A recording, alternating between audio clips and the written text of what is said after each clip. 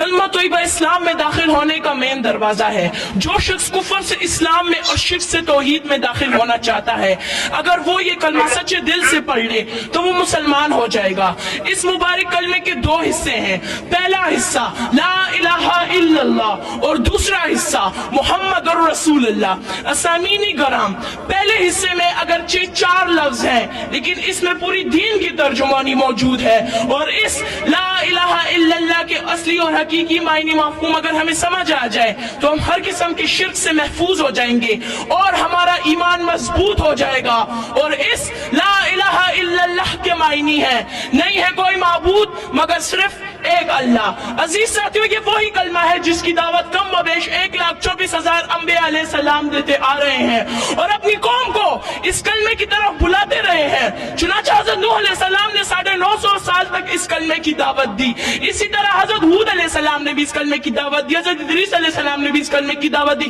حضرت اسحاق علیہ السلام نے بھی اس کلمے کی دعوت دی، حضرت موسیٰ علیہ السلام نے بھی اس کلمے کی دعوت دی، حضرت عیسیٰ علیہ السلام نے بھی اس کلمے کی دعوت دی، اور سب سے آخر میں میرے اور آپ کے پیارے محبوب حضرت محمد صلی اللہ علیہ وسلم نے بھی اس کلمے کی دعوت دی اور فرمایا یا ایھا الناس قولوا لا الہ الا اللہ تفلحوا،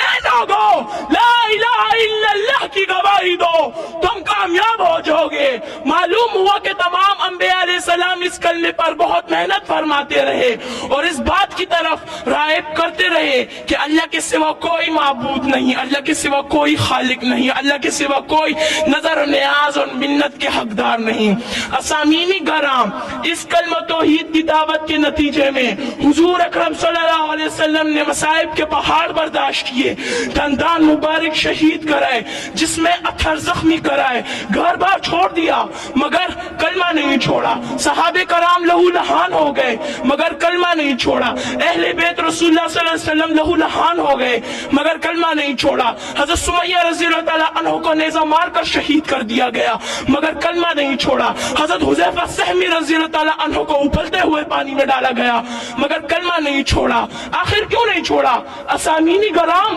آخر کیوں نہیں چھوڑا؟ اس لیے کہ کلمہ رسول اللہ صلی اللہ علیہ وسلم کا منشور تھا، اس لیے کہ کلمہ رسول اللہ صلی اللہ علیہ وسلم کا دستور تھا۔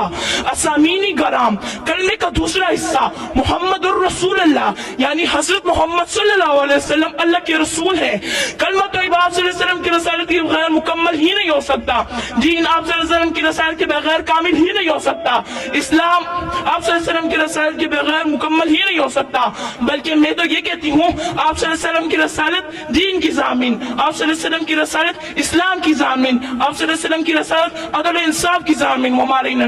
شکریہ۔